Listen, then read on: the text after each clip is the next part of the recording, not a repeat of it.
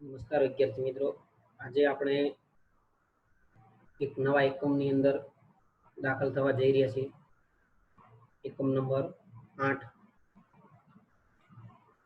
D અને F વિભાગના તત્વો વિશે આજે આપણે ભણવાનું શરૂ કર્યા છીએ. આજના લેક્ચરમાં આપણે ડી અને એફ વિભાગના જે કંઈ તત્વો છે તેની પ્રાથમિક માહિતી આજે આપણે ભણવાનું શરૂ કરીશું. આગળ તો અહીં સૌપ્રથમ આપણે ડી અને એફ વિભાગના તત્વોની માહિતી મેળવવા માટે દરેક વિદ્યાર્થી ધ્યાન સ્ક્રીન પર રહેશે. હવે આપણે સૌપ્રથમ અહીં થોડી દરેક વિભાગની થોડી માહિતી ફરી પાછી આપણે જોઈ લઈએ. તો અહીં આવર્ત કોષ્ટકની અંદર તમે જોઈ શકશો વિદ્યાર્થી મિત્રો કે અહીં આપણે આના વિશે આપણે ભણી ગયા. આ બે સમૂહ, પહેલો અને બીજો, અને આપણે કે એસ વિભાગ. તો કે સાહેબ શા માટે એસ વિભાગ કહેતા હતા? તો આપણે ઇલેક્ટ્રોન રચના જાણીએ છીએ કે દાખલ થતો છેલ્લો ઇલેક્ટ્રોન એસ કક્ષકમાં દાખલ થાય, તો એવા વિભાગને આપણે એસ વિભાગ નામ આપ્યું. તો એવું શેમાં થયેલું? તો કે આવર્ત કોષ્ટકના પહેલા સમૂહ અને બીજા સમૂહમાં, એક એ અને બે એમાં એવું થયેલું. ત્યાર પછી આપણે વાત કરી કે ભાઈ આવર્ત કોષ્ટકની અંદર પી બ્લોક, પી વિભાગ ભણ્યા. તો કે 13 થી 18 સમૂહ ના તત્વોને પી વિભાગ શા માટે કીધો? તો કે પી વિભાગ માટે આપણે માહિતી જાણીએ છીએ પ્રમાણે કે દાખલ થતો છેલ્લો ઇલેક્ટ્રોન જે છે એ પી કક્ષકમાં દાખલ થાય. એટલા 13 થી 18 સુધીના જે સમૂહ જે છે એ તત્વોને આપણે પી વિભાગના તત્વો કીધા. તો આપણે આવર્ત કોષ્ટકના શરૂઆતના બે સમૂહ ગણ્યા 11th ની અંદર. ત્યાર પછી આપણે 13 થી 18 સમૂહની અંદર 13-14 સમૂહ પણ આપણે 11th માં ભણી ગયા, અને 15, 16, 17, 18 જે છે એ આપણે હમણાં 12મા ધોરણમાં પૂરા કર્યા. તો આ બધા પી કક્ષક છેલ્લો દાખલ થતો ઇલેક્ટ્રોન ધરાવતા છે, એટલે એના બધાને પી વિભાગ કહેતા. પણ હવે આપણે જે આવર્ત કોષ્ટકમાં જે ભણવાના છે બીજા 10 સમૂહ બાકી રહ્યા, એ સમૂહ વિશે આપણે જોઈએ. એ સમૂહ નંબર છે 3 થી 12. આ 10 સમૂહનો આપણે અભ્યાસ કરવાનો છે. હવે આ 10 સમૂહને આપણે ડી બ્લોક કીધા. એટલે હવે તમને ડી બ્લોકનું નામકરણ તો ખબર છે બધાને કે ઇલેક્ટ્રોન રચના આપણે જ્યારે તૈયાર કરી તો ખબર છે કે છેલ્લો ઇલેક્ટ્રોન જે કક્ષકમાં દાખલ થતો હોય એ કક્ષક, તો કે અહીં એ કક્ષક આપણને મળશે ડી. માટે અહીં 13 થી 12 સમૂહ મધ્યવર્તી સંયોજનો, મધ્યવર્તી તત્વો પણ કહેવાય. એક બાજુ એસ વિભાગ, બીજી બાજુ પી વિભાગ, અને વચ્ચે 13 થી 12 સમૂહના તત્વો, એને આપણે ડી વિભાગના તત્વો કહીએ. તો અહીં ડી વિભાગના તત્વો નું નામ જે છે એ અલગ અલગ રીતે પણ લઈ રહ્યા છે. નંબર 1 સંક્રાંતિ તત્વો પણ કહેવાય છે. તો ડી વિભાગના તત્વોને સંક્રાંતિ તત્વો શા માટે કહેવામાં આવે છે? તો ડી વિભાગના તત્વો જે છે એ એસ વિભાગ અને પી વિભાગની મધ્યમાં આવેલા છે. એના ગુણધર્મ જે છે, દાખલા તરીકે તમને કહું કે ભાઈ એસ વિભાગ જે છે એ ધાતુ છે, મોટા ભાગે ધાત્વી લક્ષણ ધરાવે છે. પી વિભાગ છે એમાં ધાતુ, અર્ધ ધાતુ અને અધાતુ છે. હવે એસ અને પી વિભાગના ગુણધર્મની વચ્ચેના જે ગુણધર્મ જે છે એ મધ્યવર્તી ગુણધર્મો ધરાવે છે ડી વિભાગ, એટલે એને કહેવાય છે સંક્રાંતિ તત્વ. એટલે એનું નામ પડ્યું સંક્રાંતિ તત્વ. ગુણધર્મો સંક્રાંત થઈ રહ્યા છે કઈ તરફ? તો કે એસ વિભાગ, ડી વિભાગ અને પી વિભાગ. તો અહીં આ ગુણધર્મો સંક્રાંતિ પામી રહ્યા છે ડી થી આગળ ઈ તરફ, એટલા માટે એસ અને પી વિભાગની વચ્ચે જે તત્વના ગુણધર્મો સંક્રાંતિ પામી રહ્યા છે એને આપણે સંક્રાંતિ તત્વ કહીએ. હવે અહીંયા આપણે 13 થી 18 સમૂહની વાત કરવાની છે ડી વિભાગની અંદર. તો અહીંયા જોઈએ આપણે તો કે ભાઈ તમે ધ્યાન રાખશો ખાસ કે ભાઈ અહીં શરૂ ક્યાંથી થાય છે? આવર્ત નંબર 4 થી. તો આવર્ત નંબર 4 થી જોઈએ તો અહીં આ પહેલો આવર્ત, ડી વિભાગનો પહેલો આવર્ત, આવર્ત કોષ્ટકનો 4 નંબરનો આવર્ત. યાદ રાખતા રહેજો બધું. ડી વિભાગનો પહેલો આવર્ત મતલબ આવર્ત કોષ્ટકનો 4 નંબરનો આવર્ત, n = 4. ત્યાર પછી 5 નંબર, ત્યાર પછી 6 નંબર અને 7 નંબર. તો અહીં તમે જુઓ કે મેં 4 અલગ અલગ લાઈન જે રાઉન્ડ કરી, એનો મતલબ 4 આવર્તની વાત કરીશું. હવે આપણે બે વિભાગ ભણ્યા, દાખલા તરીકે પહેલો વિભાગ એસ બ્લોક. તો એમાં સમૂહમાં વાત કરીએ આપણે, જેમ જેમ ઉપરથી નીચે એ પ્રમાણે આપણે તત્વની માહિતી ભણ્યા. સમૂહમાં ઉપરથી નીચે તરફ, કારણ કે એના ગુણધર્મ એ પ્રમાણે આવર્તિત હતા. એ ભાગની અંદર પણ તમે જો 13-14 સમૂહ 11th ભણ્યા, 15 થી 18 સમૂહ 12th ભણ્યા, એ પણ ગ્રુપ એટલે કે સમૂહ ઉપરથી નીચે પ્રમાણે જ ભણ્યા.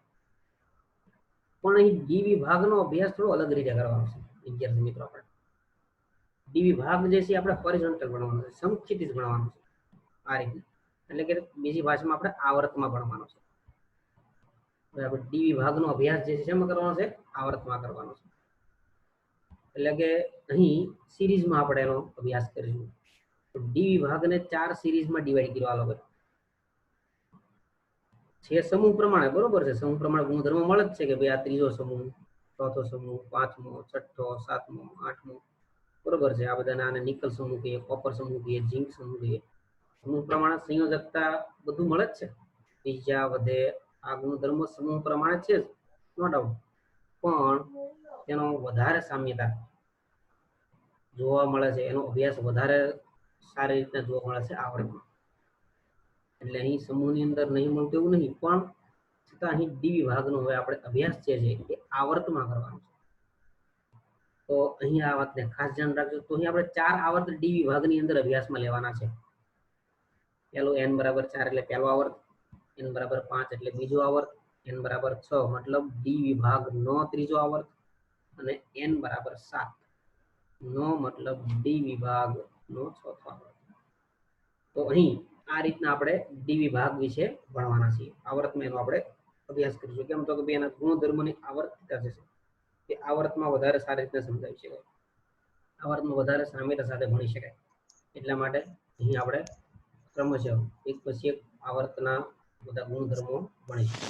તો હવે આપણે એનું સ્થાન આવર્ત કોષ્ટકમાં જોઈ લીધું કે ભાઈ એસ વિભાગ અને પી વિભાગની વચ્ચે છે.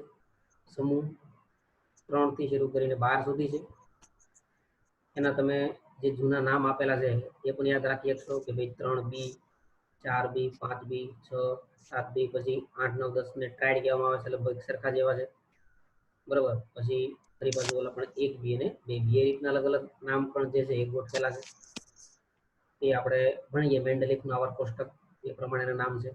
તો એ સમૂહના નામ પણ ખાલી તમે એક વખત જોઈને યાદ રાખશો. તો અહીંયા વિદ્યાર્થી મિત્રો તમે જોશો કે અહીં સૌપ્રથમ તો અહીંયા આપણે ડી વિભાગના સ્થાનની વાત કરી, પરંતુ હવે ડી વિભાગની સાથે સાથે આપણે જરા એફ વિભાગને પણ જોવાનો છે. ડી અને એફ બે ભણવાના છે. તો હવે અહીં તમે દરેક વિદ્યાર્થી મિત્રોએ ધ્યાન આપશો. એફ વિભાગના તત્વો વિશે મારે જાણવું છે. ડી વિભાગના તત્વોને સંક્રાંતિ તત્વ કહેવાય. શા માટે વાત કરીએ આપણે? હવે અહીં આપણે એફ વિભાગના તત્વો ક્યાં જોવા મળે આવર્ત કોષ્ટકમાં? એનું સ્થાન શું? તો કે છેલ્લા જે 2 આવર્ત છે ડી વિભાગના, 3 નંબર અને 4 નંબર, એ આવર્તમાં જે પહેલું 57 નંબરનું તત્વ છે અહીં લેન્થેનમ, અને અહીં 89 નંબરનું તત્વ છે એક્ટિનિયમ. તો અહીં 57 થી 71 એટલે કે 14 તત્વો જે છે બહાર કાઢ્યા, અને અહીં 89 થી 103 બહાર કાઢ્યા. બાકીની આ સમૂહ કન્ટિન્યુ છે અહીંયા 10 તત્વોનો. પણ અહીં જે વચ્ચેથી જે તત્વો બહાર કાઢ્યા, કેમ તો કે ભાઈ એમાં દાખલ થતો ઇલેક્ટ્રોન એફમાં છે, છેલ્લો દાખલ થતો ઇલેક્ટ્રોન એફમાં છે. દાખલા તરીકે અહીં તમે સીરિયમથી આપણે જોઈશું તો સીરિયમમાં છેલ્લે એફમાં દાખલ થાય ઇલેક્ટ્રોન, ત્યાંથી શરૂ કરીને લ્યુટેશિયમ સુધી, થોરિયમથી શરૂ કરીને લોરેન્શિયમ સુધી ઇલેક્ટ્રોન એફમાં દાખલ થાય, અને ફરી પાછો અહીંયા હાફનિયમ અને રુથ્રફોડિયમથી પાછો ઇલેક્ટ્રોન જે છે ડીમાં દાખલ થશે. એટલે કે n = 6 એટલે કે છઠ્ઠા આવર્તમાં અને 7મા આવર્તની અંદર ત્રીજા સમૂહનું જે લેન્થેનમ અને એક્ટિનિયમ તત્વ છે ત્યાંથી આગળના તત્વોની ઇલેક્ટ્રોન કન્ફિગરેશનમાં લાસ્ટ ઇલેક્ટ્રોન એફમાં દાખલ થાય. એટલે એને આધુનિક આવર્ત કોષ્ટકમાં છેલ્લે અલગથી 2 આવર્ત દર્શાવેલા છે, છઠ્ઠો અને 7મો નીચેના ભાગમાં બહાર કાઢ્યા. હવે ડી વિભાગને આપણે સંક્રાંતિ તત્વો કહેતા. આ સંક્રાંતિ તત્વોમાંથી 2 આવર્ત નીચે લઈ ગયા, એને નામ આપ્યું એફ વિભાગ. એફ નામ શા માટે આપ્યું? તો કે લાસ્ટમાં દાખલ થતો ઇલેક્ટ્રોન જે છે એ એફમાં દાખલ થાય છે. તો અહીં આ જે બે આવર્ત છે એને આપણે એફ વિભાગના તત્વો કહે છે, અથવા એને આંતર સંક્રાંતિ તત્વો. કેમ? સંક્રાંતિ તત્વની વચ્ચેથી પાછા બહાર નીકળ્યા એટલે એનું નામ છે આંતર સંક્રાંતિ તત્વો. તો અહીં ખાસ યાદ રાખજો, ડી વિભાગને સંક્રાંતિ કીધા અને એફ વિભાગને આંતર સંક્રાંતિ કીધા. તો એફ વિભાગમાં આપણે બે આવર્ત ભણીશું. એક તો છઠ્ઠા આવર્તની અંદર વાત કરશું, સાતમા આવર્તની વાત કરશું. હવે અહીં આજે લેન્થેનમથી શરૂ કર્યું પહેલું તત્વ, અહીં તો ખરેખર આ આવશે અહીં એલ એ 57 નંબર, પણ પછી આ આખી શ્રેણી જે છે આવર્ત એનું નામ રાખી દીધું લેન્થેનોઇડ શ્રેણી. શું રાખી દીધું? લેન્થેનોઇડ શ્રેણી, લેન્થેનમ પરથી. અને આ જે એક્ટિનિયમ પહેલું તત્વ છે એના ઉપરથી નામ રાખી દીધું એક્ટિનોઇડ શ્રેણી. એટલે બે શ્રેણી છે. તો અહીં ડી વિભાગમાં 4 શ્રેણી, 1 2 3 અને 4 આ પ્રમાણે 1 2 3 અને 4. પ્રથમ સંક્રાંતિ શ્રેણી, દ્વિતીય સંક્રાંતિ શ્રેણી, તૃતીય અને ચતુર્થ 4 શ્રેણી છે. અને એફ વિભાગમાં 2 છે. બે ના નામ છે સ્પેશિયલ. જે છઠ્ઠા આવર્તની જે શ્રેણી જે છે એનું નામ છે લેન્થેનમ તત્વ ઉપરથી લેન્થેનોઇડ શ્રેણી, એક્ટિનિયમ તત્વ ઉપરથી એક્ટિનોઇડ શ્રેણી સાતમા આવર્તની અંદર.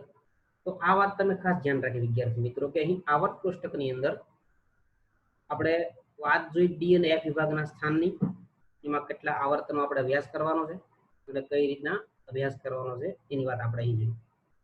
તો ખાસ યાદ રાખજો કે અહીં હવે આપણે આવર્ત કોષ્ટકનો જે છેલ્લો ડી અને એફ વિભાગ છે એની વાત કરવા જઈ રહ્યા છીએ આપણે આગળ.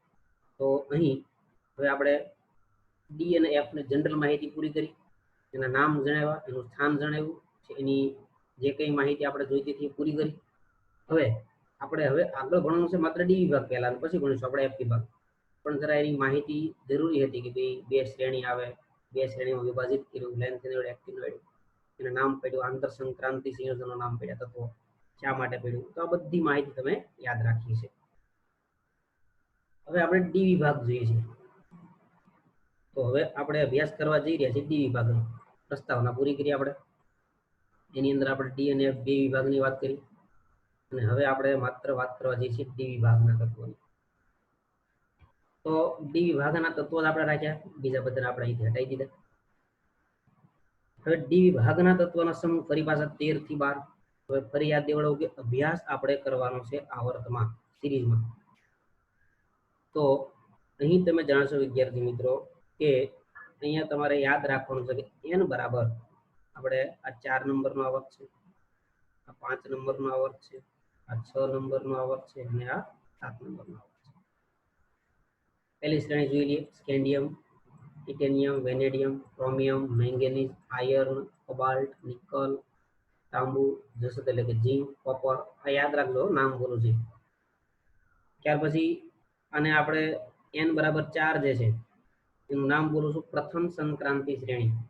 પણ હવે પ્રથમ સંક્રાંતિ શ્રેણી જે છે એની અંદર ઇલેક્ટ્રોન રચના ડી વિભાગની પહેલા આપણે જોઈ લઈએ કે ભાઈ ડી વિભાગની ઇલેક્ટ્રોન રચના આપણે અહીંયા જોઈએ છીએ NS 1 થી 2, 1 થી શરૂ કરીને 2 સુધી, અને પછી આગળ આપણે અહીંયા જોવા મળશે N-1D, N-1D, અને એમાં આપણને જોવા મળશે 1 to 10. 1 થી 9 પહેલા 1 to 9 જ છે, પણ છેલ્લે સ્થિર થવા માટે 10 સુધી જશે. બરોબર. તો આ આપણે ડી વિભાગની સામાન્ય ઇલેક્ટ્રોન રચના જોઈ 1 to 9.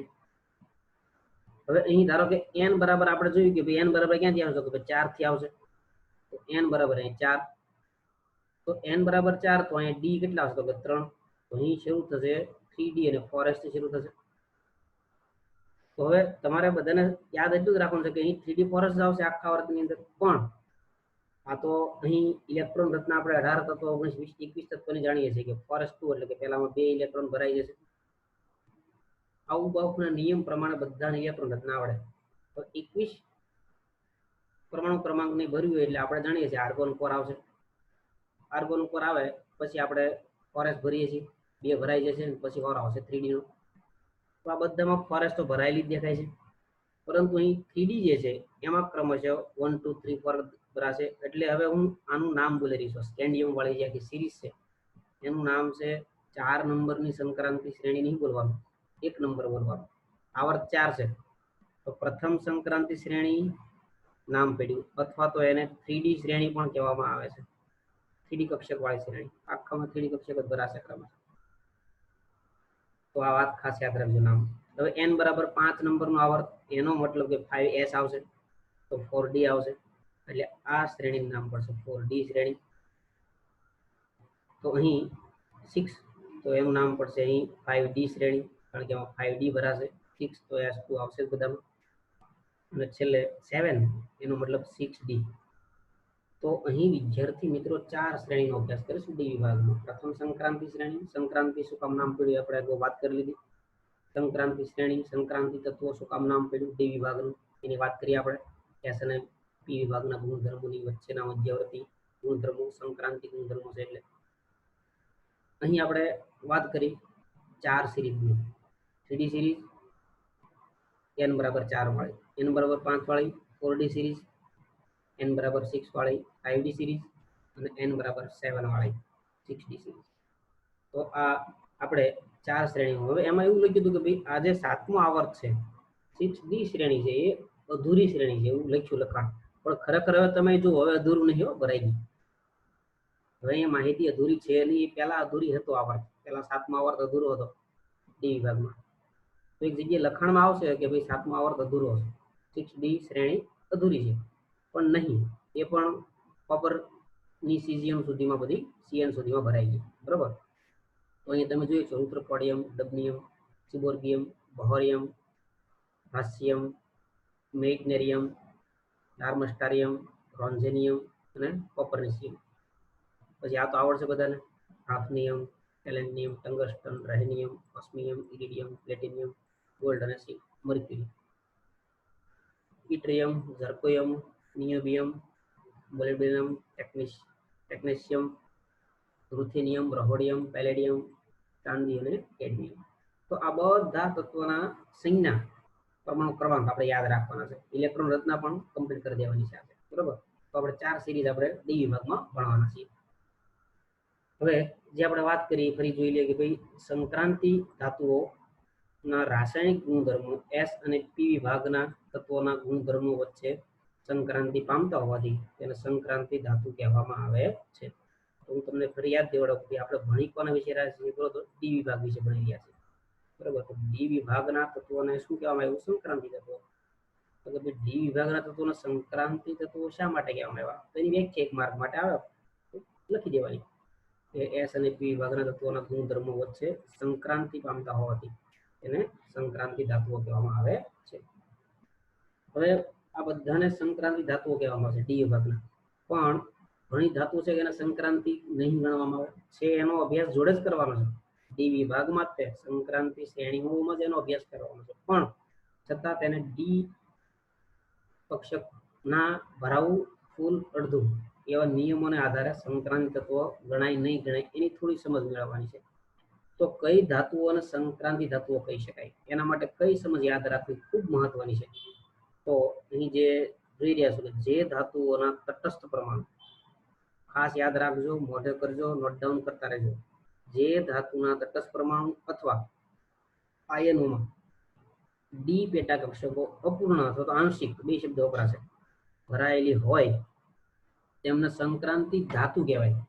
તો અહીં સંક્રાંતિ ધાતુ એટલે આગળ ડી વિભાગની વાત હતી. અહીં સેપરેટલી એક એકને તમારે ચેક કરવાની છે કે સંક્રાંતિ છે કે નહીં.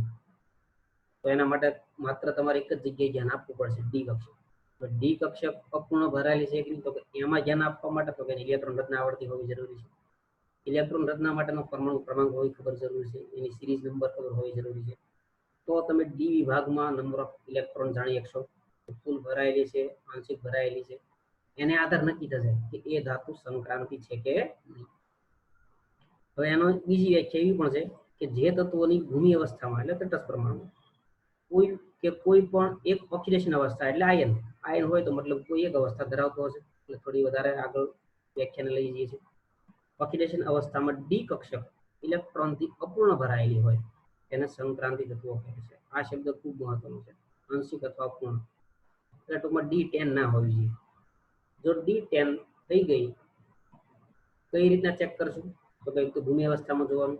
ભૂમિ અવસ્થામાં D10 થતું હોય તો કઈ વાંધો નહીં, એની એકાદી ઓક્સિડેશન અવસ્થા એટલે કે +2 હોય તો 2 ઇલેક્ટ્રોન ઘટાવીને જોઈ લેવાનું અને પછી નક્કી કરવાનું કે સંક્રાંતિ તત્વ થશે કે નહીં. તો સંક્રાંતિ તત્વ કોને કહેવાય? તો કે મૂળ અવસ્થા એટલે કે ભૂમિ અવસ્થા, તટસ્થ પરમાણુ અથવા આયન કે જેનો કોઈ ઓક્સિડેશન નંબર હોય સ્ટેબલ, એ પ્રમાણે ઇલેક્ટ્રોન રચના નક્કી કરો. અને જો ડી કક્ષક અપૂર્ણ ભરાયેલી હોય તો એને સંક્રાંતિ તત્વો કહેવામાં આવે છે.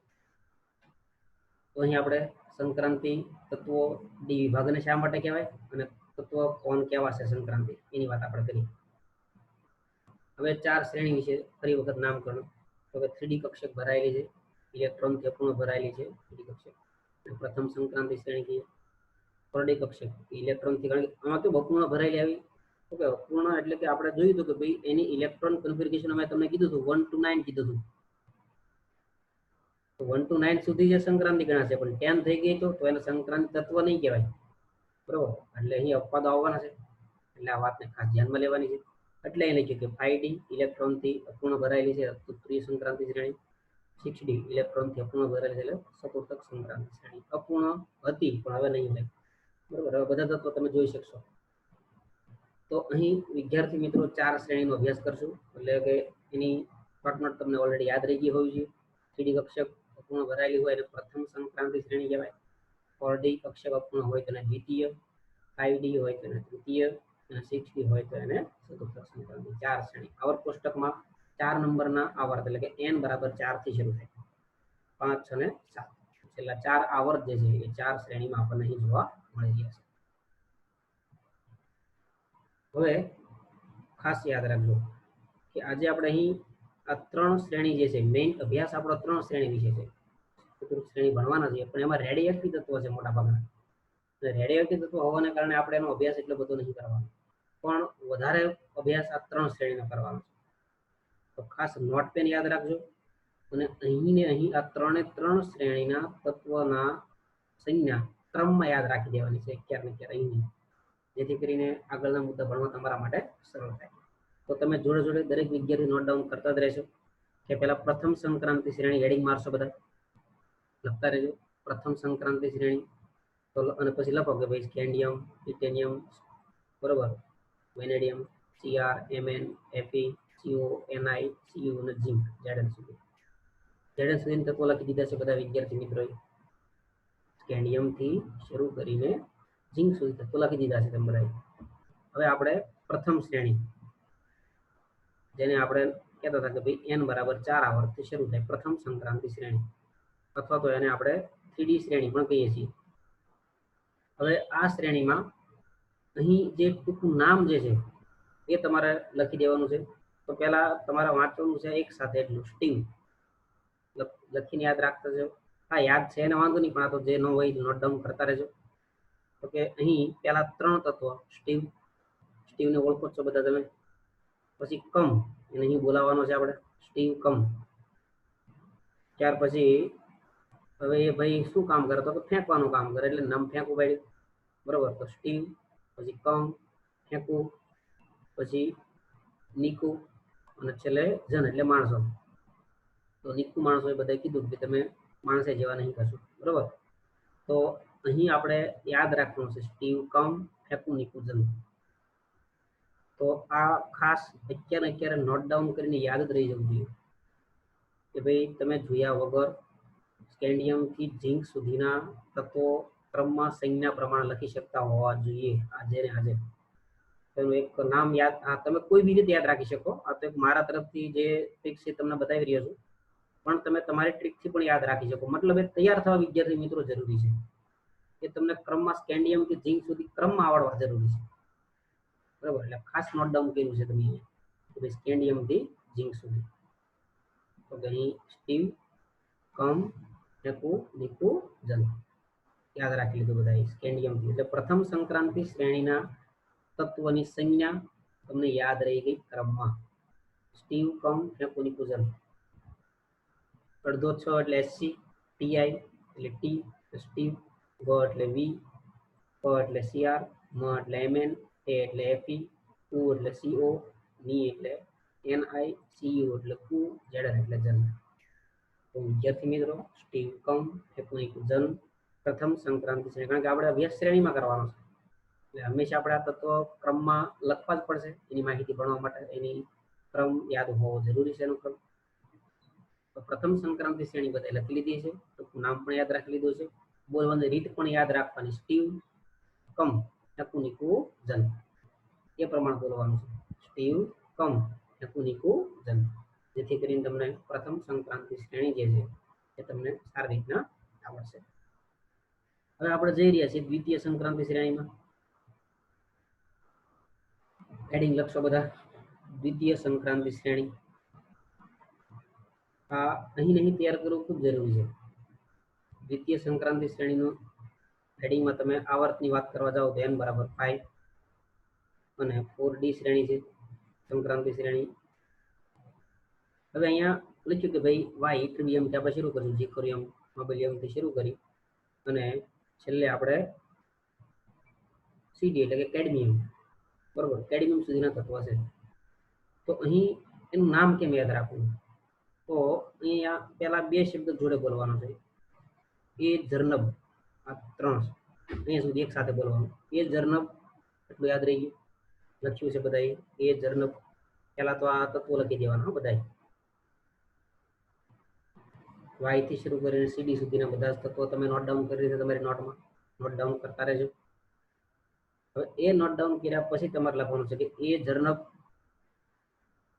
મો ટેકરું બરોબર એટલે કે એક ટેકરું આવ્યું બરોબર એમાં એનું મોઢા જેવો આકાર હતો બોલો એ ટેકરામાં જોઈને બીક લાગે ને ભૂત જેવું રાહ એટલે રસ્તામાં જતેલા એક જર્નબભાઈ હતા એ રસ્તામાં જતા હતા પણ એને એક રસ્તામાં મોં જેવું ટેકરું દેખાણું બરોબર એટલે કે એને રાહ પે મોં જેવું ટેકરું દેખાણું બરોબર એ જ કડવા એટલે આ તો કડવા જેવું લાગ્યું રસ્તો બંધ થઈ ગયો બરોબર કડવા દોડે એટલે એ જ કડવા એટલે કડવા દોડશે ટેકરું એટલે જર્નબભાઈ જઈ શકશે નહીં તો એ જર્નબ યાદ રાખવાનું છે બોલવા માટે મનમાં બોલતું પણ જવાનું છે તમારે એ જર્નબ મો ટેકરું રાહ પે મો ટેકરું રાહ પે એ જ કડવા એ જર્નબ મો ટેકરું રાહ પે એ જ કડવા તો એ પ્રમાણે તમારે યાદ રાખતું જવાનું છે બોલતું જ જવાનું છે મારી જોડે જોડે અને યાદ રાખતું જવાનું છે તો એ એટલે વાય યાદ રાખશો જર જેડા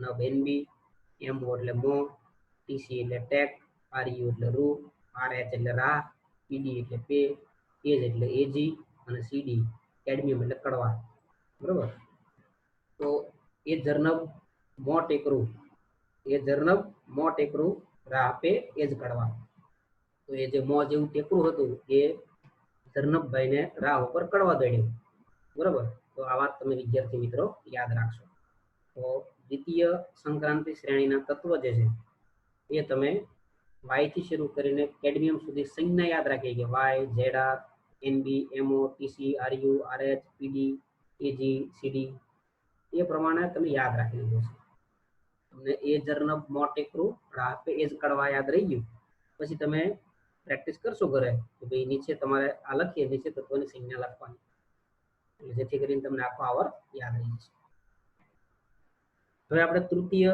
સંક્રાંતિ શ્રેણીમાં જઈએ તૃતીય સંક્રાંતિ શ્રેણી એટલે તમને યાદ દેડે દો કે ભાઈ n બરાબર 6 અને 5d સિરીઝ હવે અહીં આપણે એલ એટલે કે લેન્થેનમ થી શરૂ કરીને મર્ક્યુરી સુધી જવાનું છે તમે તમારી નોટમાં હેડિંગ લખો તો પહેલા તૃતીય સંક્રાંતિ શ્રેણી ત્યાર પછી લખશો એલ એ પહેલા તત્વની સંજ્ઞા લખી છે બધા તત્વની સંજ્ઞા L A H F E A W R E OS IR PT AU અને એચજી પછી આપણે નામ હાથે જોઈએ અત્યારે સંજ્ઞા હાથે યાદ રહી જાય એટલે આજે નામ સાથે આપણે તમને તૈયાર કરાવવાના છે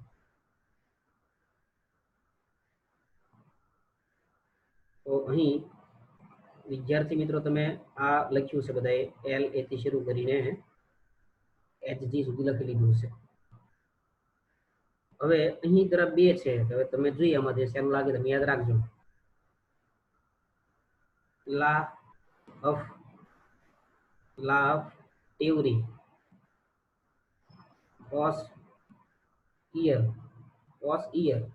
ઓસ એટલે બેઝ ઈયર એટલે સાંભળવું બેઝ સાંભળે છે પીટુ હજી પીટુ એમ બરોબર પીટીયુ હજી તો એ પ્રમાણે તમે યાદ રાખશો લાફ ટેવરી કોઈની ટેવ હોય હસવાની લાફ બરાબર તો લાફ ટેવરી ઓસ ઓસ એટલે બેઝ ઈયર સાંભળી રહ્યો છે પીટુ હજી સવારમાં આવું સંભળાઈ રહ્યું છે બેઝ નહીં વાતાવરણ બેઝ નહીં એનું ઓસ કહેવાય બરાબર તો લાફ ટેવરી ઓસ ઈયર પીટુ હજી બરાબર પીટુ યુ હજી એમ આખું જોવા જઈએ તો એવું થાય પીટુ યુ હજી એટલે પ્લેટિનમ સિલ્વર અને મર્ક્યુરી તો એ પ્રમાણે તમે યાદ રાખી શકશો આ રીત છે પણ છેલ્લી રીત પણ છે એમાં પણ તમે વિધાન યાદ રાખી શકશો લા હપ્તા બરોબર આ કોઈ સર બોલી રહ્યા છે કોઈ પોલીસ વાળા કે અન્ય કોઈ વ્યક્તિ નહીં બોલી રહ્યા લા હપ્તા વરનારે લા હપ્તા वरना तब अगर बोला कि ओ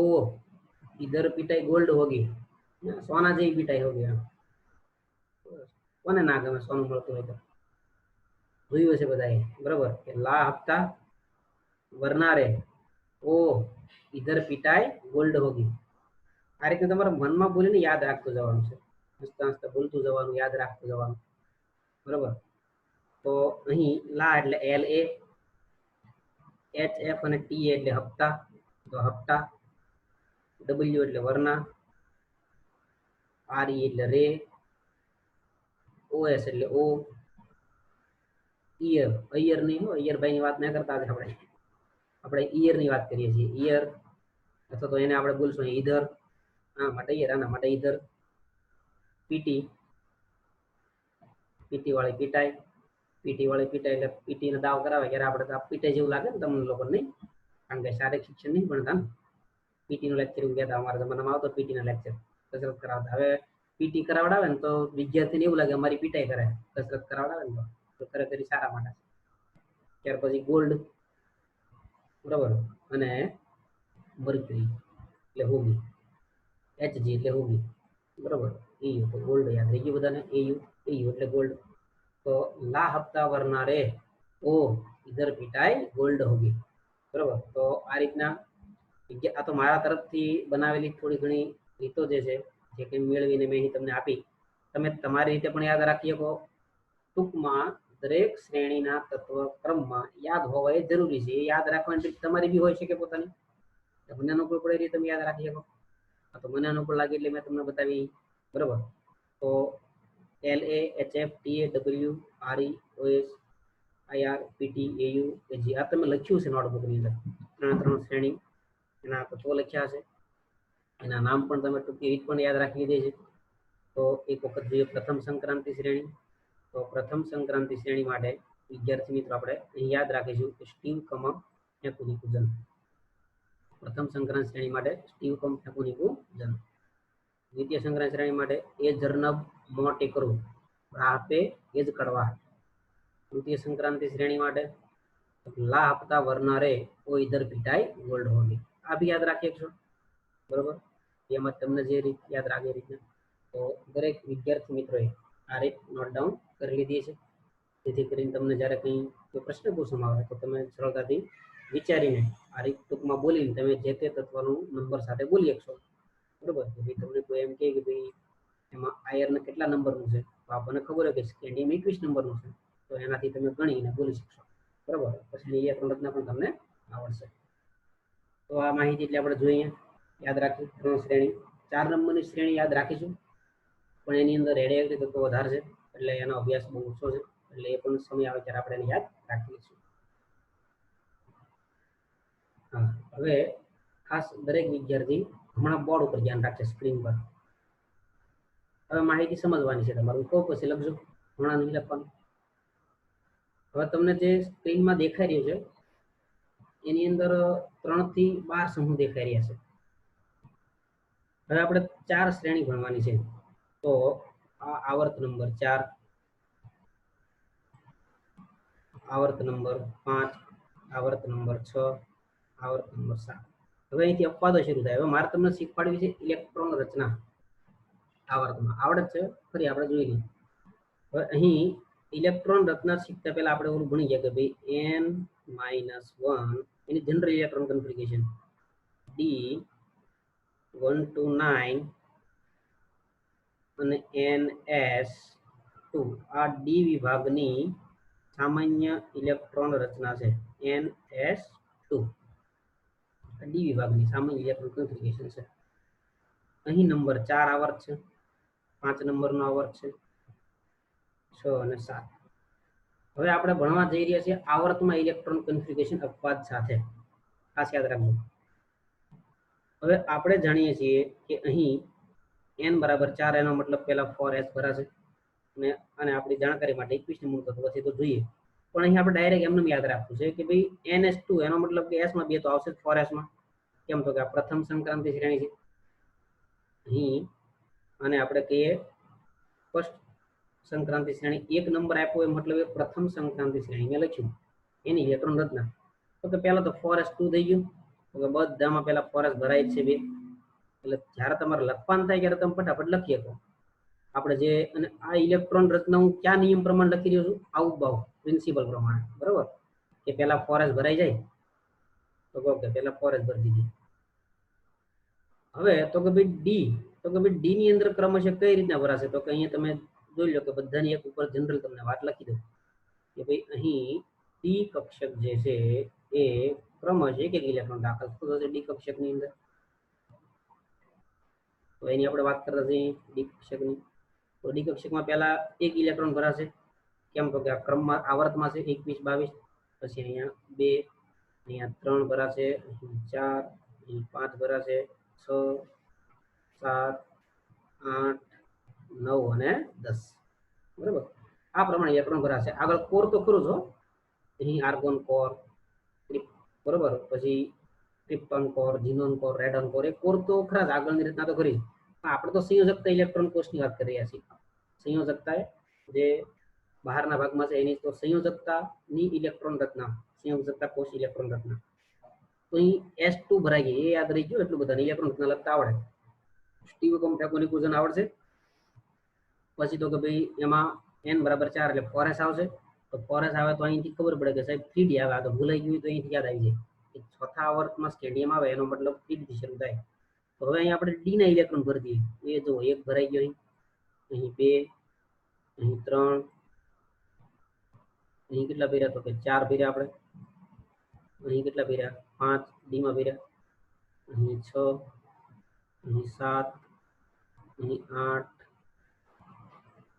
અહીં 9 અને અહીં 10, આ પ્રમાણે આપણે ઇલેક્ટ્રોન ભરી દીધી।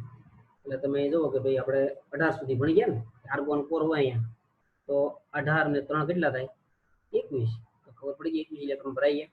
પણ આ પ્રમાણે આપણે ભરવાનું છે, બહુ સરળ થઈ ગયું। આવર્તમાં તો ઇલેક્ટ્રોન રચના એક એક ઇલેક્ટ્રોન એડ કરતો જવાનું ડી કક્ષકમાં, અને ડી વિભાગના છે છેલ્લો ઇલેક્ટ્રોન ડી માં જશે। પણ હવે અપવાદની વાત કરવા જઈએ, હવે આપણે 11માં ભણીએ કે ભાઈ બે પ્રકારની કક્ષકો વધારે સ્ટેબલ હોય, તો કદાચ ડી કક્ષકની વાત કરવા જઈએ તો D5 એ જો મેં લખ્યું એ ધ્યાન દેજો, અને D10 આ અર્ધપૂર્ણ અને આ સંપૂર્ણ ભરાયેલી છે। તો સ્થિરતાની દ્રષ્ટિએ તો આ વધારે સ્ટેબલ છે એવું કહેવાય। તો અહીં થોડા જે અપવાદ જોવા મળશે ઇલેક્ટ્રોન રચનામાં કે જેની ખાસ ડિસ્કસ કરેલી છે, જે ખૂબ મહત્વનું છે, હવે એના તરફ જઈએ છીએ। તો અહીં હવે પહેલું આપણે આ ત્રણમાં તો કોઈ તકલીફ નહીં, એ તો એઝ ઇટ ઇઝ રહેવાના છે કે ભાઈ 3d1 4s2, અથવા આવું પણ બોલશે 4s2 3d1 પણ બોલાય, 4s2 3d1 પણ બોલાય, 4s2 3d2 પણ બોલાય। પછી આપણે ઇલેક્ટ્રોન ભરવાની વાત છે, આવું બહુ દૂર કરો આપણે હમણાં પછી શીખી લઈએ, પણ પહેલા ભરતા શીખી જઈએ। તો કે પહેલા આવું બહુ પ્રમાણે પહેલા ઓછી ઉર્જા એટલે કે 4sn+l પ્રમાણે ગણશો તો પહેલા 4s ભરાશે, પછી 3d માં દાખલ થશે n+l પ્રમાણે। તો એ પ્રમાણે કરતા કરતા ક્રોમિયમ સુધી પહોંચ્યા આપણે, 4s2 3d4 છે બરોબર છે, પણ આપણે જાણીએ છીએ કે 5 વધારે સ્ટેબલ છે, તો અહીં સુધારો થશે। શું થશે તો અહીં ખાસ નોંધી લેજો, ઇલેક્ટ્રોન રચના આપણે ભણી ગયા છીએ તો કે અહીંયા થઈ જશે 3d5 અને અહીંયા બીજું થઈ જશે 4s1, દેખાય છે બરોબર કે અપવાદ છે 3d5 4s1। પહેલા આપણે જનરલ લખતા શીખી ગયા, એ જ પ્રમાણે આવડતું હોવું જોઈએ। પછી આપણે અપવાદ યાદ રાખવાના રહે ખાલી કે પહેલા આવર્ત ડી વિભાગના પહેલી સિરીઝમાં, આવર્ત તો નહીં બોલું, પહેલી સિરીઝમાં પ્રથમ સંક્રાંતિ શ્રેણીમાં પહેલો અપવાદ દેખાણો ક્રોમિયમમાં, કેમ તો કે અહીંયા D5 થશે, અહીંયા શું થશે D5 થશે, એટલે યાદ રહી ગયું બધાને વિદ્યાર્થી મિત્રો। હવે અહીં આપણે ક્રમશઃ આગળ જઈએ તો હવે અહીંયા કોઈ તકલીફ નહીં, બરાબર. હવે અહીં આપણે કોપરની અંદર વાત કરવા જઈએ તો કોપરમાં 9 છે, તો 9 કરતા 10 મોર સ્ટેબલ છે. જે ભણી ગયા એ આપણે રિવિઝન કરી દઈએ ફરી પાછું. તો અહીં લખી દઈએ કે ભાઈ 3d10 4s1 યાદ રહી ગયું બધાને. આવો પાછું એક ઇલેક્ટ્રોન s માંથી d માં જતો રહ્યો. તો કોપર અને ક્રોમિયમની ઇલેક્ટ્રોન રચના ખરેખર આઉટબાઉફના પ્રિન્સિપલ પ્રમાણે આપણે ભણીએ છીએ તો 3d4 4s2 ક્રોમિયમની થશે, 3d9 4s2 કોપરની થશે નિયમ પ્રમાણે.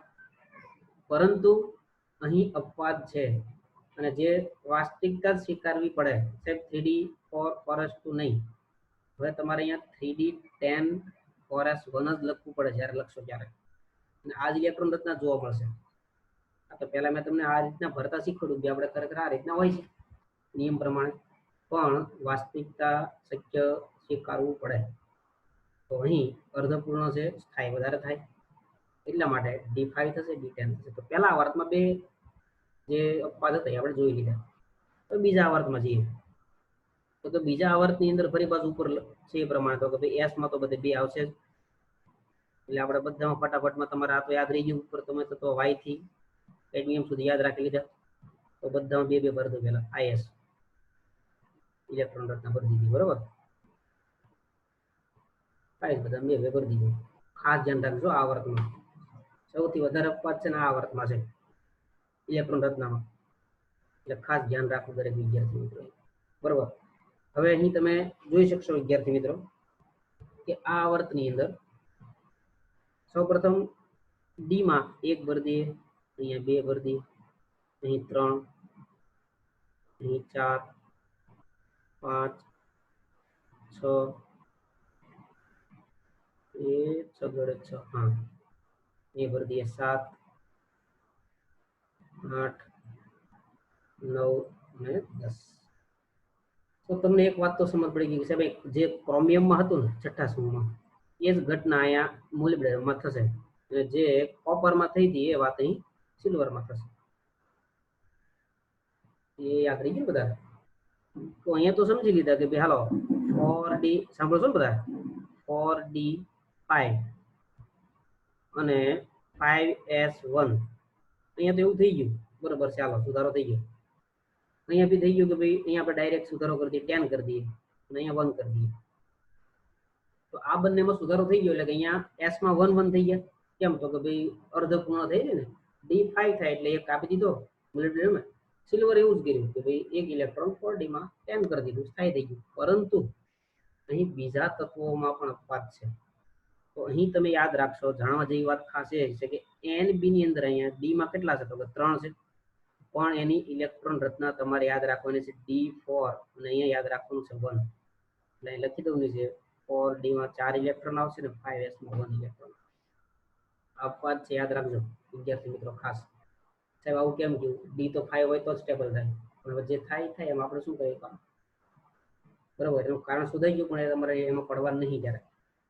તો યાદ રાખો ઇલેક્ટ્રોન રચના NB, બરોબર. નોબેલિયમમાં 4s 4d જે છે એ 3 થાય અને 5s2 થાય. સાહેબ 4 ઇલેક્ટ્રોન ડી માં આવે તો એ તો અર્ધપૂર્ણ નહીં થવાની, પણ છતાં આવું થાય છે, યાદ રાખવું પડશે. એટલે હું બોલી રહ્યો છું કે NB ની અંદર 4 ઇલેક્ટ્રોન ડી કક્ષકમાં થશે, એટલે કે s નો 1 ઇલેક્ટ્રોન ત્યાં આવે ડી માં. આવું કેમ થાય એનું કારણ ડી કક્ષક અને 4s એટલે કે 3d4s અથવા તો 4d5s માં શું થઈ રહ્યું છે તો કે ભાઈ એની અંદર કક્ષા નજીક નજીક છે ને બંનેમાં તફાવત ઓછો છે ઉર્જાનો. બંનેમાં ઉર્જાનો કેવો છે તફાવત ઓછો. એ ઉર્જાનો ઓછો તફાવત હોવાને કારણે ઇલેક્ટ્રોન સરળતાથી એકમાંથી બીજામાં જઈ શકે છે. તો આ વાત તમે સાંભળજો ખાસ. ઇલેક્ટ્રોન એકમાંથી બીજામાં મૂવ થઈ શકશે, એટલા માટે ઇલેક્ટ્રોન જે છે એ s માંથી d માં જઈ શકશે. ઉર્જાનો તફાવત ઓછો હોય તો આવું થાય, એટલા માટે આવું થઈ રહ્યું છે. તો અહીં યાદ રાખશો NB માં તફાવત યાદ રાખજો, MO માં તો છે જ, s માં 1. તો અહીંયા TC ની અંદર કાંઈ નહીં, એ બરોબર છે, 5 હોય તો પછી સ્ટેબલ જ હોવાનું ને એમાં તો કંઈ અપવાદ હોવાનું. ઓકે, તો ઓલરેડી અર્ધપૂર્ણ છે જ. પરંતુ અહીં આર યુમાં ફરી બધું બદલાઈ ગયું. અહીંયા 6 ના બદલે 7 થઈ જશે, અહીંયા થઈ જશે 1 એસમાં. તો એસમાં તો 2 રહેવા જોઈએ, પણ છતાં ડી ની અંદર 4D માં 7 થઈ ગયા. અર્ધપૂર્ણ થતી નહીં છતાં થઈ ગયું, વારંવાર બોલી રહ્યો છું.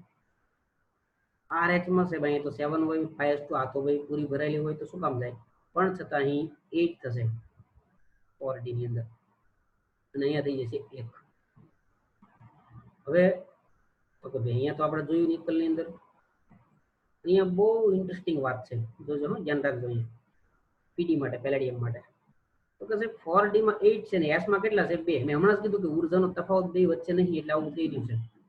તો અહીંયા તો એવું થઈ ગયું ને કે ડી માં 2 જતા રહ્યા, એસ ના 2 ઇલેક્ટ્રોન, અને અહીંયા થઈ ગયું 10.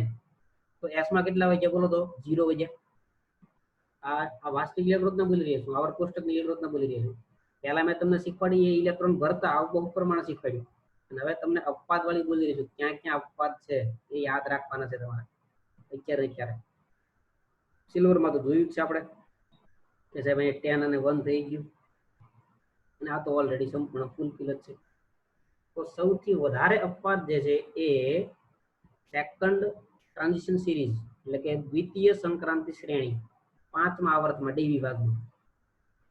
હવે જાણજો કેમ યાદ રાખવું, એટલે અપવાદ કેમ યાદ રાખવા ઇલેક્ટ્રોન રચના. અપવાદમાં શું છે તો કે એસ નો ઇલેક્ટ્રોન ડી માં વયો જાય. એક વાત તો પહેલામાં તો સાણી યાદ રહી ગયો, હાલો ક્રોમિયમ નું કોપરમાં આવે ને એટલે નીચે વાળા એવું થતું હોય કે આ ભરાઈ જતી હોય, એસ નું રહેતું હોય. પરંતુ આ તો અહીં ઘણા બધા અપવાદ જોવા મળે, તો એને યાદ રાખવા માટેની એક ટેકનિક લખાવું, ખાસ યાદ રાખી લેજો, બરોબર. દરેક વિદ્યાર્થી મિત્રો એ ટેકનિકને ખાસ ધ્યાનમાં લેશે.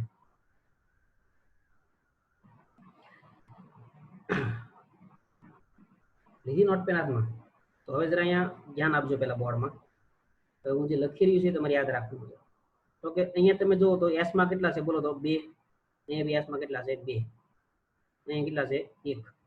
તો હું અહીં બીજા આવર્ત માટે એક ટૂંકમાં એક અંક લખી રહ્યો છું, યાદ રાખજો. પહેલા મેં લખ્યું પહેલા 22 થઈ ગયા, એટલે કે આ પહેલા 2 2 2.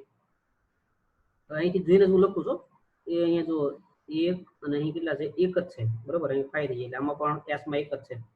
તો અહીંયા 2 જગ્યાએ 1 1 છે એટલે 22 11. પહેલા 2 માં એસ માં 2 2 ભરવાના, પછી તો કે 1 1 ભરવાનું. પછી અહીં 4 જે 5 ટીસી, તો કે ભાઈ ટીસી માં મને દેખાય છે એસ માં કેટલા તો કે 2. ઓકે, તો હું 2 લખી દઉં. આંકડો તમે લખી લેજો ખાસ. દ્વિતીય સંક્રાંતિ શ્રેણી હેડિંગ મારીને લખજો કે કોના માટે છે લખ્યું. તો કે પછી હવે તો કે ભાઈ અહીં આપણે 2, તો ફરી પાછા અહીંયા કેટલા આવ્યા તો કે 1 આવ્યો, અને અહીંયા બી કેટલો હતો કાં તો 1 જ છે, અહીં 1 છે એટલે ફરી પાછા 11 આવ્યા.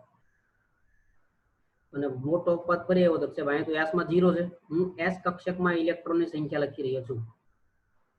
અને પછી સિલ્વરમાં તો કે ભાઈ સિલ્વરમાં તો 1 જ છે ભાઈ, 10 થઈ ગયા એટલે 1, અને અહીંયા તો 2 ના 2 જ છે એસમાં, બરોબર. એટલે અહીંયા પછી આવ્યા 12. તો એટલું યાદ રહી ગયું, અને મતલબ બધા અપવાદ દ્વિતીય સંક્રાંતિ શ્રેણી યાદ રહી ગયા કે ક્યાં ઇલેક્ટ્રોન કેટલો લખવાના, બરોબર. તો કે પહેલા નિયમ પ્રમાણે ભરતા આપણને આવડશે કે ભાઈ ડી જે છે એ 1 2 3 4 5 6 થવી જોઈએ, એ જ પ્રમાણે ભરી દેવાની. તો પહેલા 22, બરોબર છે, એસ માં 2 ના 2 છે એટલે ડી ને કઈ તકલીફ નહીં પડે. પછી 22 11, 22 11, 11 માં મતલબ એસ માં 1 1 છે, એનો મતલબ કે ડી માં સુધારો કરવો પડશે. એટલે આ તમને યાદ રાખવા માટે હેલ્પફુલ થશે એસ ના ઇલેક્ટ્રોન. તો યાદ રાખજો 22 11 2 11, 22 11 22 11 2 11 0 12, બરાબર. 22 11 2 11 0 12. આ એસ ઇલેક્ટ્રોન છે, એસ કક્ષકમાં, એટલે કે જે એસ ની અંદર ભરાતા ઇલેક્ટ્રોન છે, એટલે એને આધારે તમને અપવાદ યાદ રહી જશે, બરાબર. આ કોના માટે તો એસ કક્ષક માટે. પછી તમે ડી માં ભરતા આવડશે. હવે તમને ખબર છે કે એસ માં 0 હોય તો બરોબર, તો ડી માં 2 એડ કરવા પડે તો ડી 10 થાય. એટલે તમે આ એસ ના ઇલેક્ટ્રોન તમે યાદ રાખી લીધા, એનો મતલબ કે તમને ઇલેક્ટ્રોન રચનાના અપવાદ યાદ રહી ગયા, ગોખવાની જરૂર નહીં. તમે શ્રેણી લખી દીધી, શ્રેણીમાં આવું બોક પ્રમાણે ભરતા આવડે, લખતા આવડે, 4D 5 બધામાં લખવાનું જ છે, એસ માં બધે 2 ભરવાના જ છે, બરોબર. પણ આ અપવાદ તમે યાદ રાખી લેશો એટલે તમારું કામ સરળ થશે. તો ખાસ લખી લીધું છે બધાએ 22 11 2 11 0 12 एस में आ प्रमाणे सेकंड ट्रांजिशन सीरीज द्वितीय संक्रांति श्रेणी में आ प्रमाणे अपवादो जोवा मळे छे। बे वात तो फरीवार कहूं, आ तो तमे याद राखी लीधुं साहेब, D5 D10 तो खबर पड़ी गई केम थाय, पण एनी सिवायना पण अपवाद छे। D4 एमां कई स्टेबिलिटी छे छतां पण एवुं थाय छे। NB ની અંદર RURS માં પણ એવું થાય છે, 7 8 થાય છે D માં, બરાબર। તો એ વાતને તમે ખાસ યાદ રાખશો વિદ્યાર્થી મિત્રો। હવે અહીંથી હવે આપણે 6 નંબરના આવર્તમાં જઈએ। ક્યાં જઈએ છીએ આપણે? 6 નંબરના આવર્તમાં। તો 6 નંબરના આવર્તની અંદર જોઈએ તો એનું નામ છે ત્રીજી સંક્રાંતિ શ્રેણી અથવા તો 5D શ્રેણી છે। તો અહીંયા બધામાં બે બે ભરાઈ જશે, કોઈ તકલીફ નહીં। દરેકમાં બે બે ઇલેક્ટ્રોન આવી જશે, બધાને યાદ રહી જશે, બે બે બે બે બે બધામાં। હવે અપવાદની વાત કરવા જઈએ તો અપવાદ જે છે ક્યાં જોવા મળે તો આપણે જાણીએ છીએ, પરંતુ બીજી મહત્વની વાત એ છે વિદ્યાર્થી મિત્રો કે અહીં કોણ દાખલ થયું જોવો તો 5D, તો એ કઈ બીજી એન્ટ્રી કોની થવાની છે બોલો તો 4F ની થવાની છે। 4F 14 આખી સંપૂર્ણ ભરાયેલી છે અહીં બધામાં, યાદ રહી ગયું બધાને। ત્રીજી સંક્રાંતિ શ્રેણી લેન્થ નંબર શરૂ કર્યું તો એસ માં બધા બે બે, ડી માં એક એક ભરી દીધા, પણ અહીં આપણે ઝડપથી માત્ર ફોકસ કોના પર કરવું છે? અપવાદ ઉપર જ કરવું છે ખાલી, બાકી બધું જે આવું બહુ પ્રમાણે દાખલા તરીકે તો આ બધા બે બે એસ માં ભરી દીધા, અહીં બે, અહીંયા બે, ટંગસ્ટન માં બે જ રાખવાના છે, અહીંયા બે, અહીંયા બે, અહીંયા બે। ડી માં તો કે 1 2 3 4 5 6 7 પણ અહીંયા બદલવાનું છે। બોલો અહીં કેટલા છે? 8, અહીંયા છે 9 અને અહીં કેટલા છે બોલો તો 10। તો તમને પછી યાદ આવે કે સાહેબ અહીંયા 10 થઈ જશે, નહીં થાય હો, અહીં ધ્યાન રાખજો, એ 9 જ થશે, એટલે અહીંયા આવશે એકડો। જો આ ઉપર તો 10 થઈ ગયા, અહીંયા 9 જ થશે, ફોરએફ આવી ગઈ, પછી આકર્ષણમાં તકલીફ પડશે, ઘટશે ઘટશે, એ ફેરફાર થશે બધાય। તો એ અપવાદના કારણો તો ઘણા બધા છે, પણ એમાં નહીં તમારે પાડવાના અત્યારે। પણ અત્યારે તમે પ્લેટિનમમાં યાદ રાખજો કે પ્લેટિનમમાં 9 થઈ ગયા, અહીંયા ખરેખર સાહેબ તો 10 કેમ નાખ્યા? ઉપર તો 10 થઈ ગયા ને પેલેડિયમમાં, તો નહીં થતા તો નહીં થતા, વાસ્તવિકતા સ્વીકારવી પડશે આપણે, બરોબર। તો દરેક વિદ્યાર્થીએ ખાસ યાદ રાખવાનું છે, બરોબર, એ અહીં આ 9 યાદ રાખજો। હવે અહીંયા આમાં તો જે છે એ પ્રમાણ થશે કે ભાઈ 10 થઈ જશે અને અહીંયા થઈ જશે 1, બરોબર। તો અહીંયા પણ એસમાં કેટલો થઈ ગયો? 1 ઇલેક્ટ્રોન થઈ ગયો, અહીંયા 2 ના 2 જ છે એસમાં, અને ડીમાં 10 ના 10 જ છે, આ તો પૂર્ણ ભરાયેલી જ છે।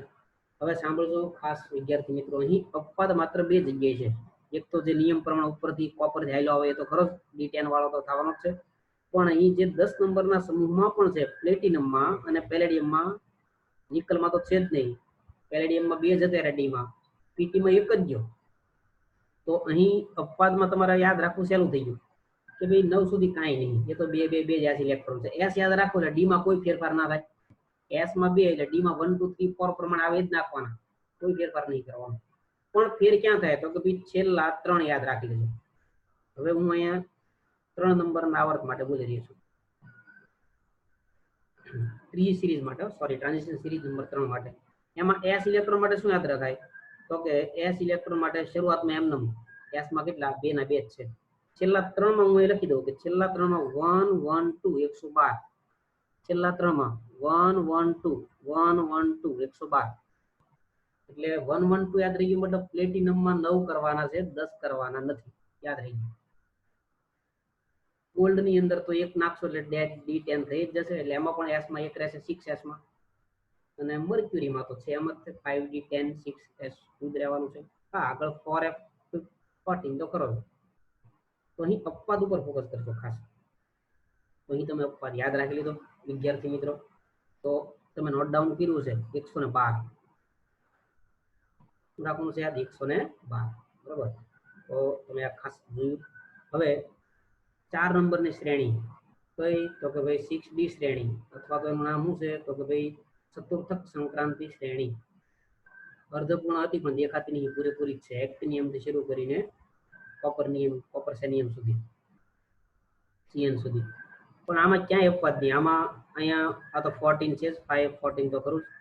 ડી ની અંદર અહીંયા 1 2 3 4 5 માં જ આવશે અને બધીમાં 2 7s 2 2 2 2 બધામાં 2 જ આવશે પણ અહીંયા એક જ જગ્યાએ અપવાદ છે ખાલી બરોબર અહીંયા 14 અહીંયા 10 ને અહીંયા 1 1 આ એક જ અપવાદ આરજી માં રોન્ઝેન્ટની બાકી ક્યાંય અપવાદ નહીં 7 આવર फोर्थ श्रेणी ट्रांजिशन फोर्थ सीरीज में एक रोन्जेंट नियम में तमारे खाली याद राखવાનું છે જે કોપર માં છે જે કોપર વાળી सीरीज में છે કે D10 6D10 7S1 થશે બાકી બધે બાકી કોઈ બધામાં S2 નિયમ પ્રમાણે ભરાશે D માં નિયમ પ્રમાણે 1 2 3 4 5 6 7 8 આવશે D4 હોય તો D5 નહીં થાય તો છેલ્લે એક જ અપવાદ વધ્યો યાદ રહી જવો છે तो अहीं आ कोष्टक समझावવાનો मारो हेतु હતો अपवाद સાથે ઇલેક્ટ્રોન રચના આજે જ મોડેલી તત્વ નામક્રમ માં આવડી ગયા તો આ રચના તમને લખતા આવડે પછી રફકામ તમે કરીને લખી શકો ફટાફટ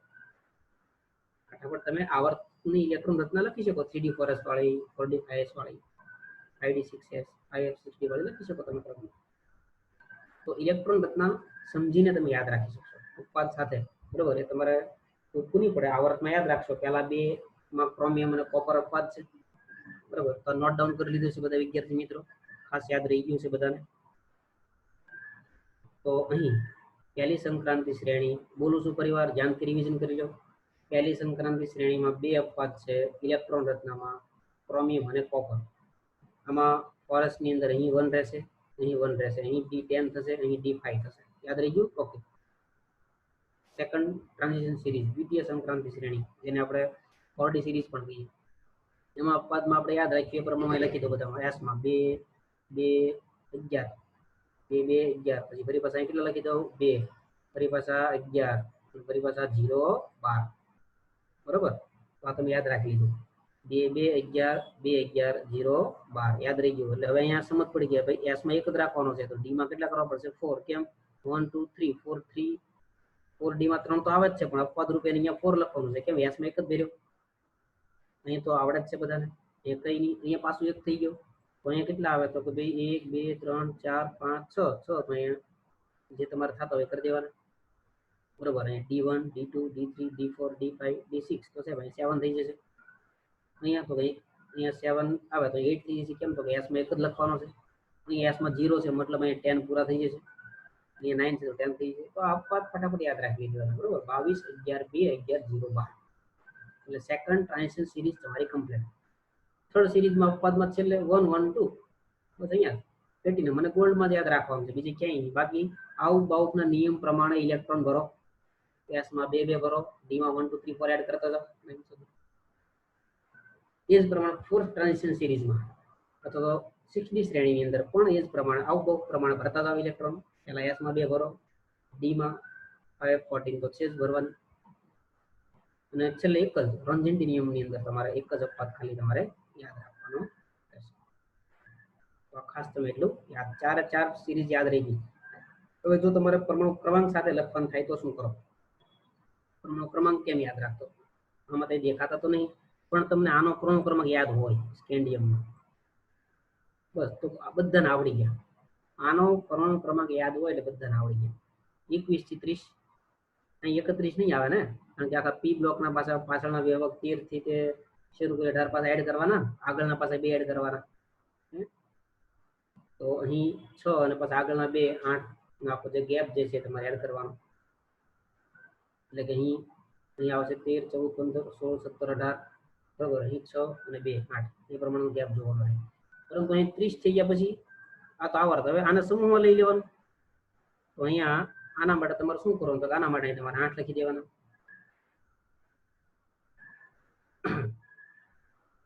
બરોબર મેં કેટલા લખ્યા 18 કેમ તો ઉપર વહી ગયા ને 2 8 8 એટલે આવર્ત નંબર 1 આવર્ત નંબર 2 આવર્ત નંબર 3 આ આવર્ત નંબર 4 છે આવર્ત નંબર કેટલો છે 4 તો y નો જે એટોમિક નંબર જે છે 39 થશે અહીંયા લખી દઈએ આપણે 9 એ લખી દઈએ 3 તો અહીંયા પછી અહીંયા યાદ રાખી લીધું 2 8 8 પછી 18 18 32 બરોબર એ પ્રમાણે તમે એડ કરશો એટલે તમને બધાના પરમાણુ ક્રમાંક પણ એક યાદ રાખજો અહીંયા એ લેન્થેનમ લેન્થેનમમાં આપણે જોઈ ગયા કે ભાઈ 57 71 પછી 72 થી શરૂ થાય, બરોબર. નીચેના ભાગમાં 14 તત્વો છે. કેટલા છે? 14. એ જ પ્રમાણે એક્ટિનિયમમાં પણ તમે વિદ્યાર્થી મિત્રો જોશો કે ભાઈ 89 થી 103 જે છે એ નીચે છે. 89 થી 103 તો એક્ટિનિયમ 89 નંબરનું તત્વ છે.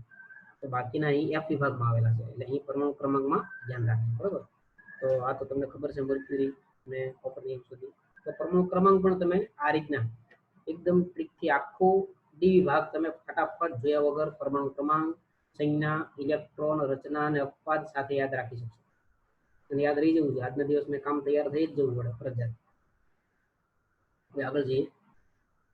પ્રથમ સંક્રાંતિ શ્રેણી જે ભીણા તે, બરોબર. સ્ટીમ કોમ્પેક્ટની કુઝન આ તો જોઈ ગયા ને બધું. આ અપવાદ જોઈ ગયા. ઓક્સિડેશન સ્ટેટ આપેલા છે ઇલેક્ટ્રોન રચના આધારે. એ ફરી પાછા આગળ આપણે ભણવાના છે, પણ અત્યારે આ કૌંસ વાળાને ફોકસ કરજો. કૌંસ વાળા હોય એની સ્ટેબલ એટલે કે સ્થાયી ઓક્સિડેશન અવસ્થા દેખાય કોના ઉપરથી થાય? ઇલેક્ટ્રોન રચના ઉપરથી. સ્થાયી ઓક્સિડેશન અવસ્થા ઇલેક્ટ્રોન રચના ઉપરથી. તો આ જે કૌંસમાં જે છે એ બધી એની સ્થાયી ઇલેક્ટ્રોન રચના થશે. Mn ની તો કેટલી જોવા મળે, +2 થી +7 સુધી. આ બધી તમે યાદ રાખશો. અત્યારે કૌંસ વાળા યાદ રાખજો. અને હવે મેં તમને આજે સ્કેન્ડિયમ નામ, તત્વની સંજ્ઞા, પરમાણુ ક્રમાંક, ઇલેક્ટ્રોન રચનાની વાત કરી. ઓક્સિડેશન અવસ્થા ખાલી આજે જોઈ લેજો, યાદ રાખજો. રહી તો હજી આગળ આવવાનું છે, આપણે ફરી પાછું ભણશું ત્યારે ડિટેલમાં ભણવાના છે ઓક્સિડેશન અવસ્થા. અત્યારે ખાલી સ્થાયી અવસ્થા જનરલી યાદ હોય તો એ રાખજો, બરોબર. બાકી અત્યારે પેલા આ 1 2 3 અને 4 કોલમ તો જોયા વગર લખતા આવડવા જ જોઈએ બધા. શીખવાડી દે તમને, બરોબર. અપવાદ પણ ક્યાં આવે તમે જોઈ લીધું. અપવાદ પણ આપણે ઉપર આ આવર્ત જ છે ભાઈ, સમૂહ નહીં. એટલે સમૂહમાં કેમ આવી ગયા? આ જો સ્કેન્ડિયમ થી ઝિંક જ લખેલો છે, એટલે આવર્ત જ લખેલો છે. તો હું ભૂલ લખી દીધો. હવે આનો જવાબ, સંક્રાંતિ તત્વ કોને કહેવાય? તો કે જેમાં ડી કક્ષક અપૂર્ણ ભરેલી હોવી જોઈએ, D10 ના હોવું જોઈએ. તો ઝિંક જે છે એની અંદર શું છે? તો કે ભાઈ ઝિંકની અંદર તો D10 છે, પરંતુ એ તો મૂળ અવસ્થામાં ભૂમિ ગ્રાઉન્ડ સ્ટેટમાં, પણ એનો ઓક્સિજન સ્ટેટ કેટલો છે એ જો માત્ર +2 છે. તો તમે +2 કરો, અહીં જો ઇલેક્ટ્રોન રચના +2 કરો તો 2 ઇલેક્ટ્રોન S માંથી જશે. હા, હવે જાઉં સાંભળો, ભણી ગયા કહો કે ઇલેક્ટ્રોન સૌથી પહેલા દાખલ શેમાં થશે? 4s માં, અને પછી 3d માં. તો સાહેબ દૂર કરતી વખતે પહેલા છેલ્લે તો d માં આવ્યો, d માંથી કેમ નહીં હટતા? નહીં, d અંદર ઉપાતી જ છે. આ શબ્દ યાદ રાખજો. n-1 એટલે કે અંદરની કક્ષા છે. ભલે છેલ્લે ભરાય, નિયમ પ્રમાણે, અવગવ પ્રમાણે n+l પ્રમાણે d માં છેલ્લે ભરાય, પણ ખરેખર d 3d તો આવેલી તો છે અંદરના ભાગમાં ને, કેન્દ્રની નજીક છે ને. 4s બહારના ભાગમાં છે. ઇલેક્ટ્રોન ભલે આપણે શક્તિ સ્તર પ્રમાણે ભરીએ છીએ, બરોબર. ઇલેક્ટ્રોન આપણે શેના પ્રમાણે ભરીએ છીએ? શક્તિ સ્તર પ્રમાણે. પણ દૂર કરવા માટે આપણે પહેલા 4s માંથી કાઢીશું.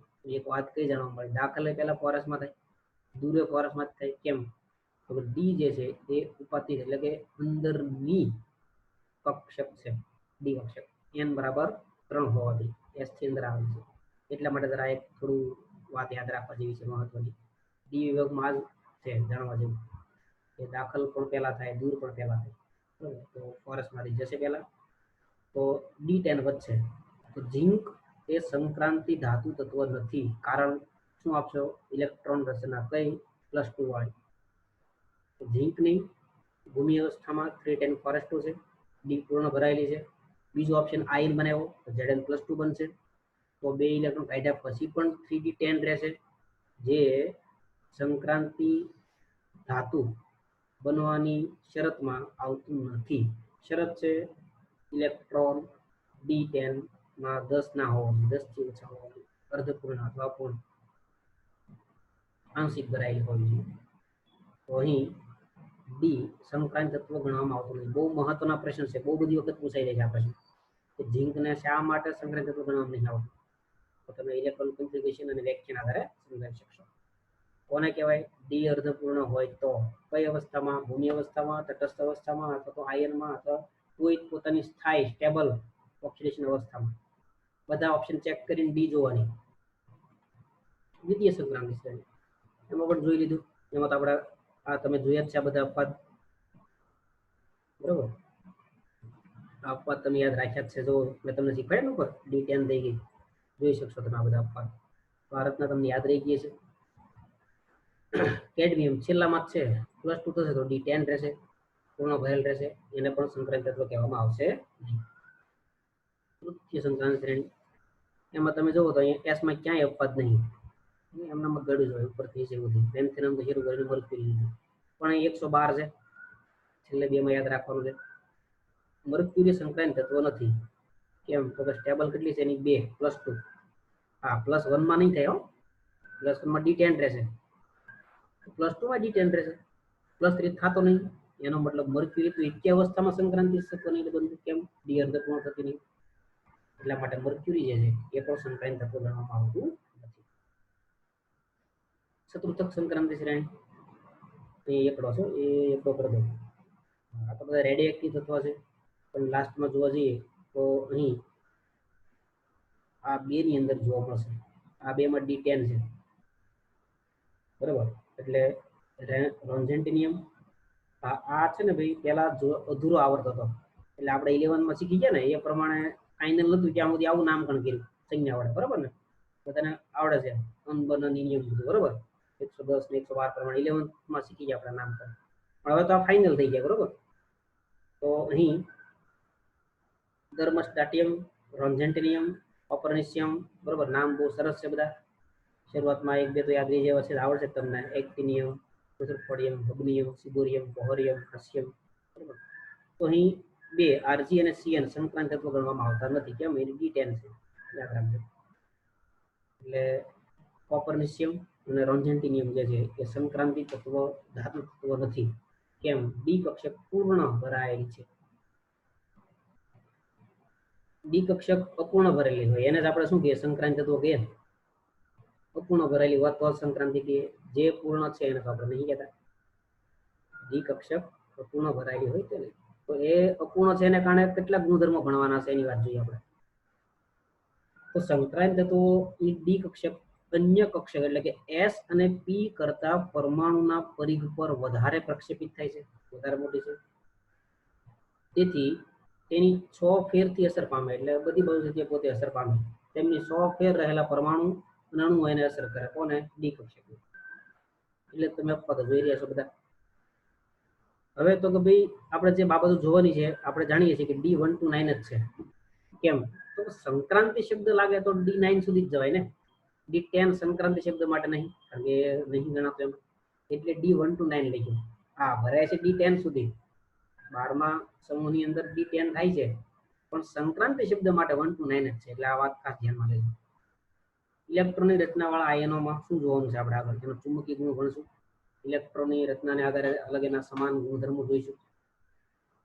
પછી આંશિક રીતે ડી કક્ષક ભરાયેલી હોય એને બીજી લાક્ષણિકતાઓ ઘણી બધી છે, તો કે એની ઓક્સિડેશન અવસ્થાઓમાં જે વિવિધતા છે જોઈશું. પછી એનું રંગીન આયનોનું નિર્માણ કરે એ પણ જોઈશું. વિવિધ લિગેન્ડ સાથે કોમ્પ્લેક્સ કમ્પાઉન્ડ બનાવે, સંકીર્ણ સંયોજનો બનાવે, એ પણ આપણે આગળ ભણવાના છીએ. આ બધા મુદ્દા જે છે એ આપણે ભણવાના છીએ, અને એ આ બધા ગુણધર્મો આપે છે, આવી બધી લાક્ષણિકતા ધરાવે છે, એનું શું કારણ છે? ડી કક્ષક અપૂર્ણ, તો જ એના માટે સંક્રાંતિ શબ્દ આવશે. તો આ બધા આપણે રંગીન એટલે કે રંગીન આયનો, રંગીન ગુણધર્મો સંકીર્ણ બનાવશે લિગેન્ડ દ્વારા, ઓક્સિજન અલગ અલગ અવસ્થાઓ છે, બરાબર, ચુંબકીય ગુણધર્મો, ઇલેક્ટ્રોન રચના, બધું આપણે આગળ ક્રમશઃ દરેક સિરીઝ માટે, દરેક ટ્રાન્ઝિશન સિરીઝ માટે ભણવાના છે. કેમ તો કે સંક્રાંતિ સિરીઝ મતલબ ડી અપૂર્ણ, પછી તો કે ભાઈ એ અપૂર્ણ છે, સંક્રાંતિ તત્વો છે, એટલા માટે સરસ રીતે ઉદ્દીપકી ગુણધર્મો ધરાવે છે. મનોચુંબકીય વર્તણૂકની પણ વાત કરીશું આપણે, બરોબર, આપણે એની ઊંડાણમાં ચર્ચા કરીશું. મુખ્ય સમૂહના તત્વોથી વિપરીત સંક્રાંતિ તત્વોના ગુણધર્મો સંક્ષિપ્ત શ્રેણીમાં ક્રમશઃ ક્રમાંક વધે, સામ્યતા વધુ જોવા મળે છે, કે કેટલીક સમૂહ સામ્યતા પણ જોવા મળે. મેં તમને શરૂઆતમાં જ કીધું કે ડી વિભાગમાં સિરીઝમાં ભણવાનું છે. કેમ તો મુખ્ય સમૂહ પહેલો, બીજો સમૂહ ને જે પી વિભાગના મુખ્ય સમૂહ કીધા ને, તો એ મુખ્ય સમૂહ કરતા વિપરીત ગુણધર્મ છે. આમાં સમક્ષિતિજ એટલે શ્રેણીમાં ક્રમશઃ ક્રમાંક વધે તેમ વધારે સામ્યતા જોવા મળે ગુણધર્મોમાં. એટલા માટે અહીંયા આપણે સિરીઝમાં અભ્યાસ કરવાનો, ગ્રુપમાં નહીં અભ્યાસ કરવાનો. હા ગ્રુપમાં સામ્યતા છે જ, કેટલીક સામ્યતા છે જ, કે ભાઈ વેલેન્સ ઇલેક્ટ્રોન વગેરે અમુક સામ્યતા છે થોડી ઘણી, પણ છતાં વધારે સામ્યતા શેમાં છે? એટલે આ વિધાન ખાસ મહત્વનું છે. તમે क्या आधारे कही शको कि स्केंडियम Z1 संक्रांत तत्व है, झिंक नहीं? इलेक्ट्रॉन रचना आवड़े तो कही शकाय, बराबर। तो अहीं તમે જોઈ શકશો કે ભાઈ સ્કેન્ડિયમ જે છે એની ઇલેક્ટ્રોન રચના, બરાબર। તો આર્ગોન કોર 3d1 4s0 જેથી સ્કેન્ડિયમ સંક્રાંત તત્વ છે। 0 કેમ લઈ લીધો? એની ઓક્સિજન અવસ્થા બી લખી દીધી, બરાબર। અહીં ઝિંક જે છે એ +2 થશે, +2 થશે એટલે ડી કેટલો રહેશે? 10 રહેશે, ઝિંક નહીં, બરાબર। તો સ્કેન્ડિયમમાં ડી અપૂર્ણ ભરાયેલી છે માટે તે રહેશે, ઝિંક નહીં, બરાબર। તો એ વાત આપણે અહીં કરી કે ભાઈ સ્કેન્ડિયમ ધરાવસ્થામાં થ્રી કક્ષક અપૂર્ણ ભરાયેલી છે, D1 હાજર છે, સંક્રાંત તત્વ। પણ ઝિંક જે છે એ ધરાવસ્થામાં તેની ઓક્સિડેશન અवस्था +2 છે, ડી કક્ષક સંપૂર્ણ ભરાયેલી છે, સંક્રાંત તત્વ નથી। બહુ પૂછે પ્રશ્ન પરીક્ષામાં, એમસીક્યુ માટે ખાસ મહત્વનો છે આ, કોણ ગણાય કોણ ના ગણાય, શા માટે? સિલ્વર પરમાણુની ધરાવસ્થામાં ડી કક્ષક ડી ભરાયેલી છે, હા સાચું છે, D10 છે। તો તમે કઈ રીતે કહી શકો કે સંક્રાંત તત્વ છે? બોલો, સિલ્વર ને તોય સંક્રાંત તત્વ કીધું, તો કે સિલ્વર આપણે શું જાણીએ છીએ બોલો તો? +1 જો ઇલેક્ટ્રોન રચનામાં આ અપવાદ વડે એક રચના જોઈ, તો +1 તો 10 તો સંક્રાંતિ નહીં ગણાતું। પણ સિલ્વરની સ્થાયી ઓક્સિડેશન અવસ્થા યાદ રાખજો, +2 છે, તો +2 માં કેટલી છે? D9, તો એ જીને ગણવામાં આવે છે સંક્રાંત તત્વ। +1 નહીં લેવાનું, +2 સ્ટેબલ લેવલ છે। તો અહીંયા આપણે કીધું કે ભાઈ એની સ્થાયી ઓક્સિજન અવસ્થામાં ડી અર્ધપૂર્ણ છે, યસ 9 સિલ્વર છે સંક્રાંત તત્વ। તો યાદ રહી ગયું છે બધાને? તો અહીં છેલ્લે આપણે પૂરું કર્યું કે ભાઈ સંક્રાંતિ તત્વ જે છે એ સિલ્વર છે, એનું કારણ પણ આપણે જોયું વિદ્યાર્થી મિત્રો। તો આજે આપણે અહીંયા લેક્ચર